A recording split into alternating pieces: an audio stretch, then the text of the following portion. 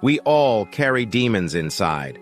Shadow work is the attempt to uncover everything that we have disowned and rejected within our shadow selves.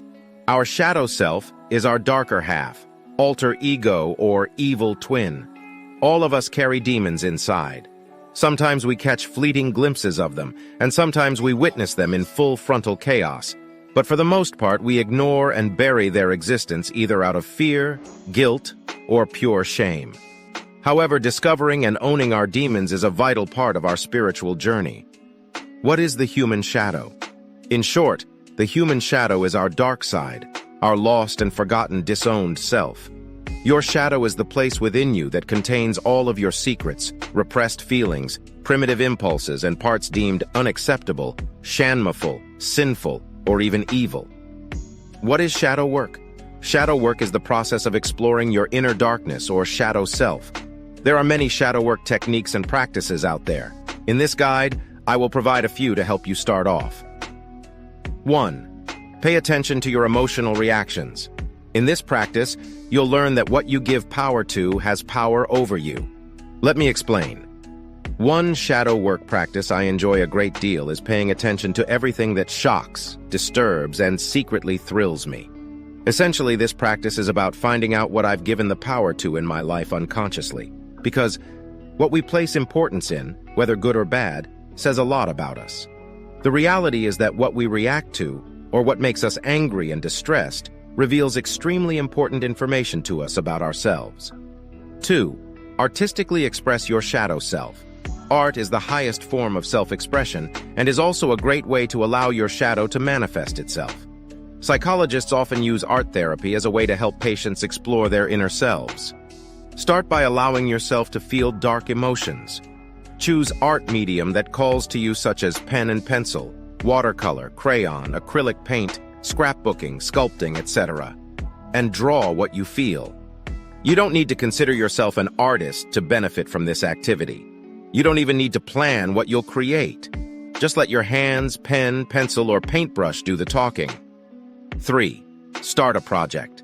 The act of creation can be intensely frustrating and can give birth to some of your darker elements, such as impatience, anger, bloodthirsty competitiveness, and self-doubt.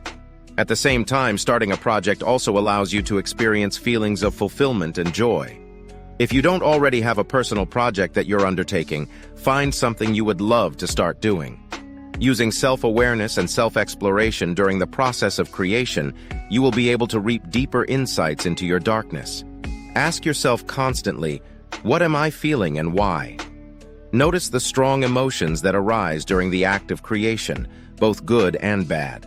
You will likely be surprised by what you find. 4. Have an inner conversation, also known as inner dialogue, or as Carl Jung phrased it, active imagination. Having a conversation with your shadow is an easy way to learn from it. I'll understand if you might feel a twinge of skepticism toward this practice right now. After all, we are taught that only crazy people talk to themselves. But inner dialogue is regularly used in psychotherapy as a way to help people communicate with the various sub-personalities that they have. And we all possess various faces and sides of our ego. One easy way to practice inner dialogue is to sit in a quiet place, close your eyes, and tune into the present moment. Then, think of a question you would like to ask your shadow, and silently speak it within your mind. Wait a few moments and see if you hear or see an answer. Record anything that arises and reflects on it. It is even possible to carry on a conversation with your shadow using this method. Just ensure that you have an open mindset. In other words, don't try to control what is being said. Just let it flow naturally. You will likely be surprised by the answers you receive. 5. Use the mirror technique. As we have learned, projection is a technique of the shadow that helps us to avoid what we have disowned.